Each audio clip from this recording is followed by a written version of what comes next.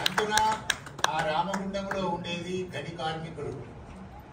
ఈ సభ నిర్వహిస్తున్నవాడు మధుకర వైద్య.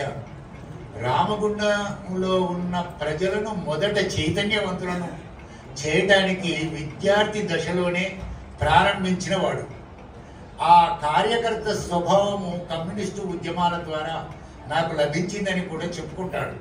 నిజమే అది. ఒక 11-12 సంవత్సరాల వయసులో ఉన్న విద్యార్థికి సమాజం కోసం పనిచేసేవారు ముగ్గురు. ఒకరు రైతు, రెండో వాడు కార్మికుడు, మూడో వాడు మేధావి. అందులో ఒక వర్గానికి సంబంధించిన ప్రజల పక్షాన పనిచేయడానికి, అందులో ఒక సంస్థ ఏర్పాటు చేయడానికి పూనుకున్నవాడు వైద్యుడు. అయితే సంస్థ ఎందుకు పెడతారండి అనంటే శాలువాలు కప్పుకోవడానికా, అవార్డులు ఇవ్వడానికా, లేదా సత్కారాలు పొందడానికా, కీర్తిని మూటగట్టుకోవడానికా,